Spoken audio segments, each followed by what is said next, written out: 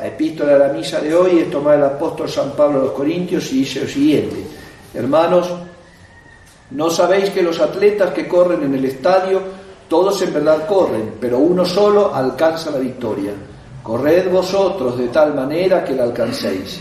Todo el que quiere luchar, de todo se abstiene, y eso hácelo por recibir una corona corruptible, en tanto que nosotros aspiramos a una incorruptible. Por eso yo corro no como quien corre a la aventura, y peleo no como quien azota el viento, sino que castigo mi cuerpo y lo reduzco a servidumbre, temeroso de que después de predicar a los demás resulte yo reprobado. Porque no quiero, hermanos, que ignoréis que nuestros padres estuvieron todos a la sombra de la nube en el desierto, y todos pasaron el mar, y todos dirigidos por Moisés fueron bautizados en la nube y en el mar, y todos comieron un mismo manjar espiritual y bebieron la misma bebida espiritual, porque bebían de una piedra misteriosa que los iba siguiendo, piedra que era figura de Cristo, mas aún así muchos de ellos desagradaron a Dios.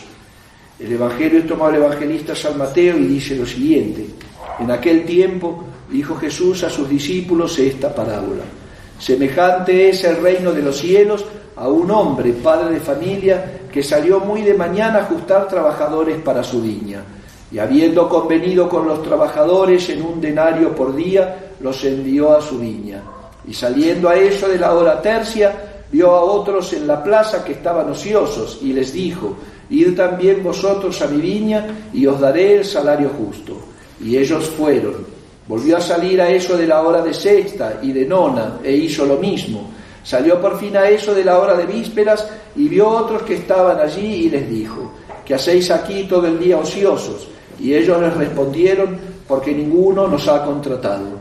Díceles: id también vosotros a mi viña. Y al llegar la noche, dijo el dueño de la viña a su mayordomo: llama a los trabajadores y págales su jornal, comenzando desde los últimos hasta los primeros. Cuando vinieron los que habían ido a eso de la hora de vísperas, recibieron cada cual su denario. Y cuando llegaron los primeros, creyeron que recibirían más, pero no recibió sino un denario cada uno. Y al recibirlo, murmuraban contra el padre de familias, diciendo: estos últimos solo han trabajado 1 hora, y los has igualado con nosotros, que hemos soportado el peso del día y del calor. Mas él respondió a uno de ellos y les dijo: amigo, no te hago ningún agravio, ¿no conviniste conmigo en un denario? Toma lo que es tuyo y vete, pues yo quiero dar a este último tanto como a ti. ¿O es que no puedo yo hacer de lo mío lo que quiero? ¿Acaso tu ojo es malo porque yo soy bueno? Así que los últimos serán los primeros y los primeros últimos, porque muchos son los llamados, mas pocos los escogidos. Estamos entrando, como ven, el ornamento morado, no se rezó el Gloria, no se rezó el Aleluya en la misa. Hoy, en el tiempo de Septuagésima, antiguamente se hacía una ceremonia que era el entierro del Aleluya. Se enterraba una lámina con la palabra Aleluya. ¿Por qué? Porque hasta la Pascua de Resurrección ya no se cantaba más. Empezamos en lo que se llamaba el tiempo de la precuaresma. Este año el miércoles de ceniza cae el 18 de febrero, falta poco. Entonces la Iglesia nos va preparando de a poco para entrar en ese espíritu de penitencia de la Santa Cuaresma, así que aprovechemos estas semanas que vienen antes de la Cuaresma para ir preparando, ofreciendo algún que otro sacrificio, para que cuando entremos en la Cuaresma entremos con el ánimo preparado. Por eso hoy la epístola de la Septuagésima y el Evangelio son muy representativos del tiempo que vamos a empezar. Hoy San Pablo nos muestra que la vida espiritual es una lucha, es como una pelea, es como una competencia, una carrera, es como una pelea, como una lucha en la cual uno se va preparando realmente para obtener una victoria. Dice, los atletas del mundo hacen toda suerte de sacrificios, se abstienen de muchísimas cosas, aún lícitas, y sin embargo todo prepararse, y uno solo alcanza el premio, dice. Son muchos los que corren, pero uno solo es el que alcanza el premio. Nosotros, y una corona corruptible. Antiguamente le ponían la planta que simbolizaba el triunfo, que era una corona de laureles, de hojas del árbol de laurel.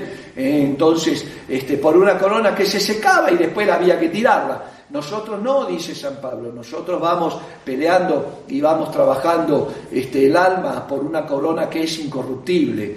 Por eso dice San Pablo, yo no peleo como quien pelea y le da golpes al aire. Uno decía, bueno, que le está pegando al viento, pero qué persona es un tonto.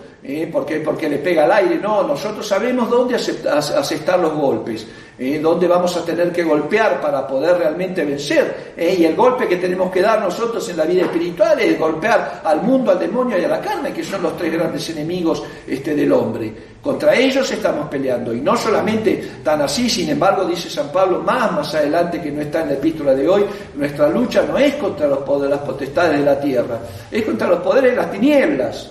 Es contra el demonio primero, el que va a hacer que el mundo nos tiente y el que va a alborotar muchas veces nuestras pasiones para que podamos seguirlo y caer en esas tentaciones. Entonces San Pablo es muy claro. Miren, dice que muchos salieron, cuando sale el pueblo de Israel de Egipto, muchos salieron y todos estuvieron caminando por el desierto 40 años. Y a todos, dice San Pablo, que es un hecho histórico, todos cruzaron por el Mar Rojo. El milagro del Mar Rojo.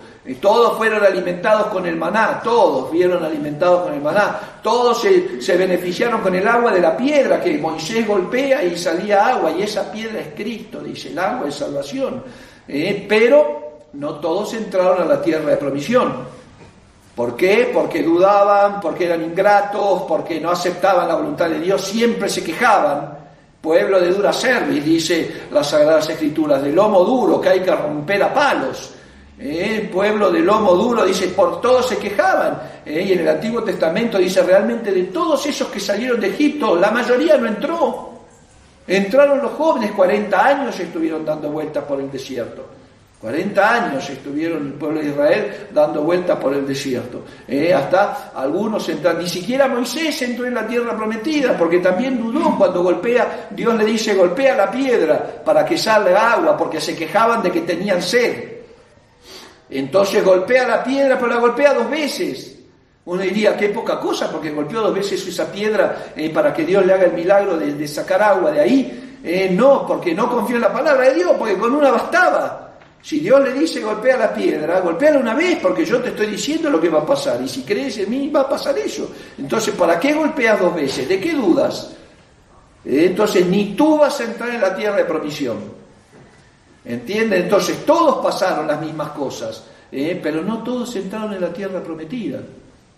Por eso, cuidado, hoy cuando en el Evangelio nos dice Dios nuestro Señor esta parábola de los operarios a la viña, nos hace ver que durante toda la vida tenemos que trabajar en la viña del alma. Y ahí andan ociosos los de la mañana, los de la media mañana, los del mediodía y la hora tarde. La hora prima a las 7, 8 de la mañana, la hora tercia y nona a las 9, tercia y sexta a las 9 y 12. A la hora de nona son las 3 de la tarde, a las vísperas todavía entre 5, 6, 7 de la tarde. Todavía había almas ociosas y aún a esa hora le dice, aunque es tarde, llámalos a trabajar a la viña. Que vengan, que hagan algo, que no estén ociosos ahí. Entonces, nuestro Señor nos está diciendo justamente, bueno, por favor, trabajen en la viña del alma. Que ya estoy grande, no, que estoy enfermo, que tengo mucho trabajo, siempre hay excusas, que soy muy chico, que soy muy grande, que me duele acá, que no me duele nada, que tengo cosas que hacer. Y la viña del alma la dejan ahí llena de cizañas y de malas hierbas. Santa Teresa siempre compara, Santa Teresa de Jesús compara mucho la vida espiritual con el trabajo de una huerta, con el trabajo de la tierra. Donde dice hay que dar la vuelta, hay que quitar las malas hierbas, hay que quitar las malas raíces, cuidar donde caen las semillas, porque es ahí en el huerto de tu alma donde vas a tener que trabajar para hacer florecer la virtud. Para hacer florecer la virtud. Hoy nuestro Señor nos hace el ejemplo de las almas como esa viña, ese viñedo que hay que trabajarlo para que dé el fruto, para que se pueda hacer el vino. De hecho, el profeta Jeremías compara.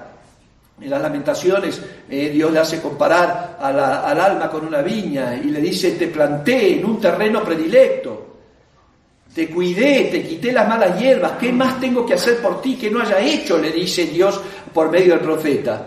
Y compara al alma con una viña, y así somos, hijos míos. Tenemos que dar esos frutos de salvación.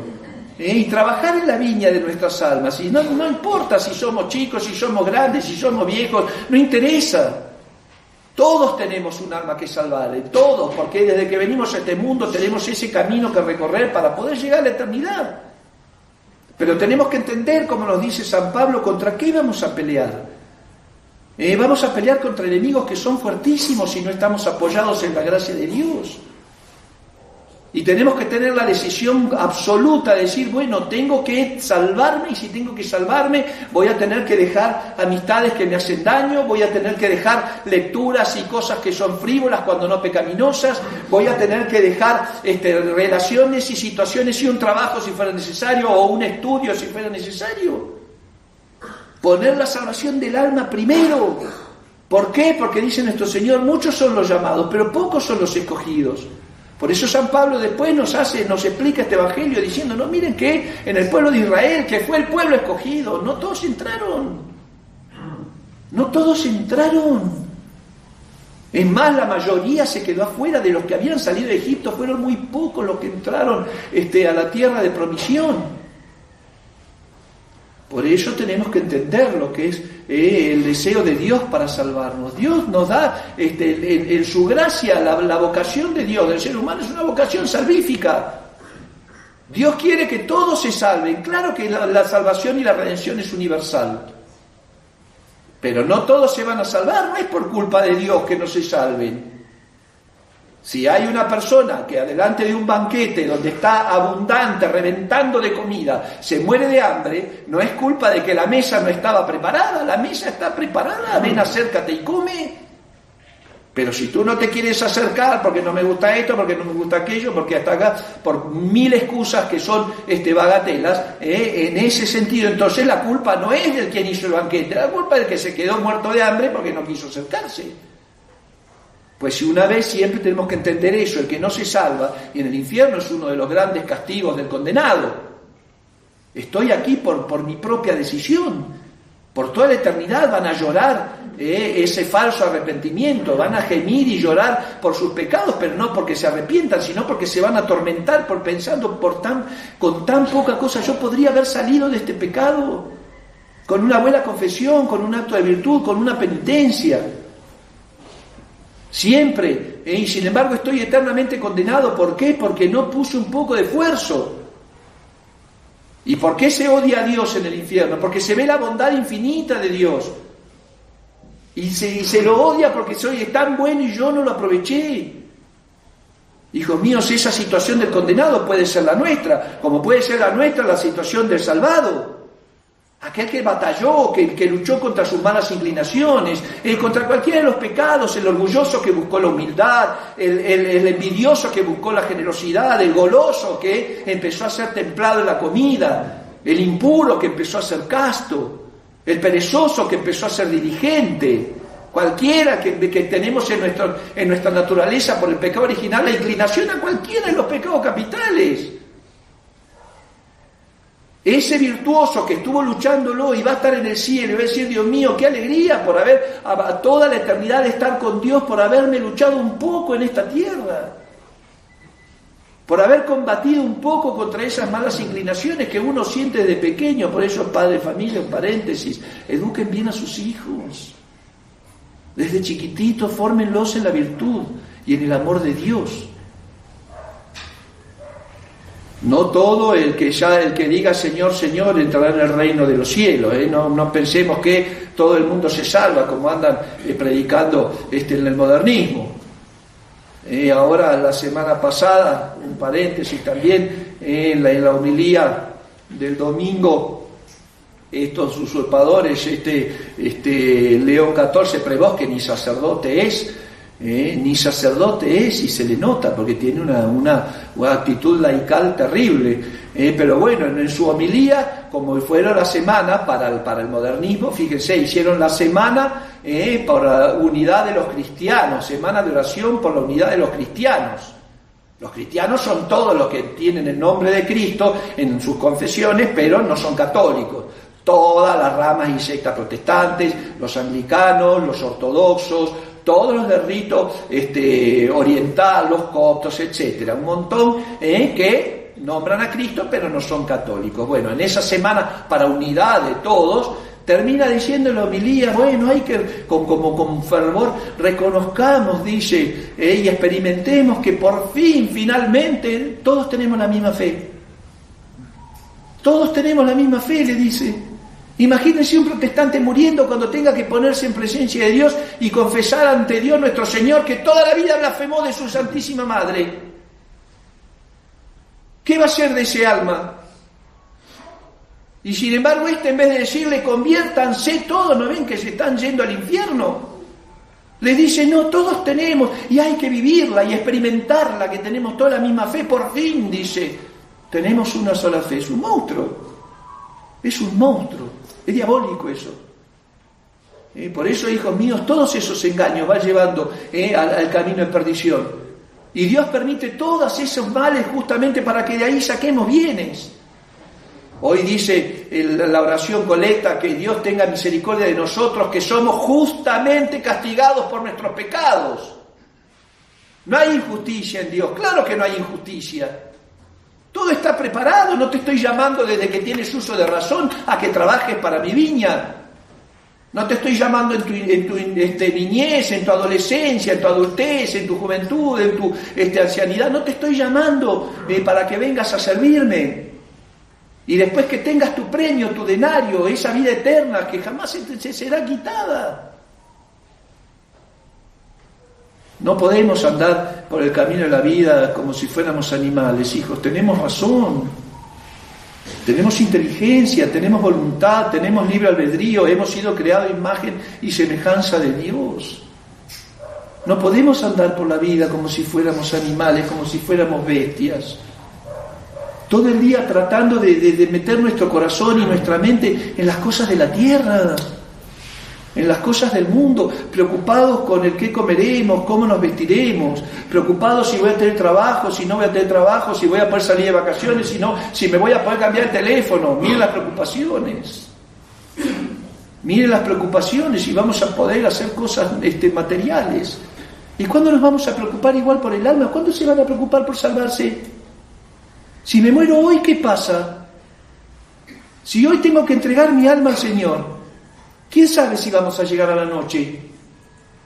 ¿Quién sabe si vamos a llegar a la noche? A lo mejor alguno de nosotros hoy no pasa de este día. ¿Y si soy yo? Si fuera yo el que me voy a morir hoy, ¿qué le voy a decir a Dios? Como dice la imitación de Cristo, ¿qué le voy a decir a nuestro Señor por todo el mal que he hecho? Ahora venimos muy, muy tranquilos a la misa porque pensamos que darle a Dios lo que es de Dios. Este servicio es solamente una cuestión de culto. Vine a misa, ya cumplí. No es eso. El servicio de Dios no es solamente escuchar misa cada 8 días y fiestas de guardar. El servicio de Dios también es justamente, si yo reconozco a Dios por el culto, si yo le doy el culto que se merece, la adoración a Dios que se merece, tengo que cumplir también sus exigencias.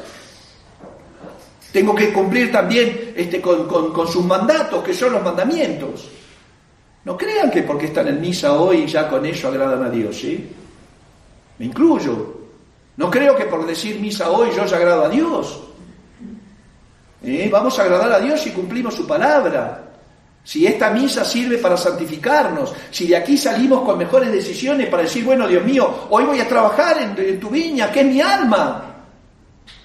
Porque no quiero ser solamente de los llamados. Yo quiero ser escogido también. Quiero ser elegido. Quiero que el día que cierre mis ojos pueda decirme, Señor, ven bendito de mi Padre, siéntate a la diestra. Y no que escuchar de la boca de Dios esa sentencia espantosa, aléjate de mí, maldito, al fuego del infierno. Eso no es un invento, son palabras de Jesucristo. Son palabras de Jesucristo. Por eso el demonio está tan interesado en que nos olvidemos de todas estas verdades. Y sí, parecemos tontos, que que peleamos contra el viento. Imagínense, eso pasa por la calle, no sé si vieron alguna vez, pobrecita gente que ha perdido el uso de razón, que anda hablando sola y gesticulando y golpeando y tirando cosas. ¿Qué decimos? Está loco. Así andamos a veces en la vida espiritual, locos espirituales, que no nos interesa salvar el alma. No nos interesa salvar el alma, es tremendo. El pasar meses, semanas, años sin confesarse, sin tener deseos de recibir la Santa Comunión, sin rezar, levantarse, abrir los ojos y salir a la vida como si fuéramos el gatito a buscar las croquetas, a ver qué desayuno. Cuidado, hijos míos, porque muchos son los llamados, más pocos son los escogidos. Y esto nos lo mostró nuestro Señor en el Antiguo Testamento. Desheredó, desechó al pueblo que había escogido. Por ingrato, no entraron en la tierra de provisión, en la tierra prometida. No seamos así, porque si somos ingratos, yo les explico siempre, ingratos y mal agradecidos, las dos cosas, que es diferente. El mal agradecido es el que agradece mal a un favor. A mí me salvan la vida y yo así, muchas gracias. Ese es el mal agradecido. El ingrato es el que ni gracias dice. Me salvan la vida y yo sigo caminando. ¿Entienden? Entonces, las dos cosas somos con Dios, ingratos y mal agradecidos. Pues esa ingratitud y ese mal agradecimiento, hijos míos, tiene un precio muy caro, tiene un precio carísimo y es eterno. Es la perdición del alma. Cuidado. Hoy nuestro Señor nos está llamando, empezando este tiempo de Septuagésima para preparar la Cuaresma. Hoy nuestro Señor nos está llamando a trabajar en la vida espiritual, en la viña del alma. No nos hagamos sordos a su llamado. Pidámosle a la Santísima Virgen María que nos dé esa fortaleza y esa gracia para realmente tener ese criterio que yo les repito siempre, que ya se los deben saber más de uno de memoria, para entender que tenemos un alma que salvar, un cielo que ganar, un infierno que evitar y un Dios a quien amar. Para eso estamos en esta tierra, para nada más. Lo demás son circunstancias que nos tienen que llevar a salvar el alma, a evitar el infierno, a ganar el cielo y a amar a Dios sobre todas las cosas. Que con la fortaleza y la intercesión de la gracia que viene a través de la Santísima Virgen María, podamos entonces llevar en una buena pelea espiritual la cruz de cada día, para que después de haber atravesado el mar tormentoso de esta vida, podamos ser recibidos en ese banquete eterno que Jesucristo tiene preparado para aquellos que le aman. Ave María Purísima. En el nombre del Padre, y del Hijo, y del Espíritu Santo. Amén. Después de la misa, entonces, voy a confesar si alguno quiere confesar.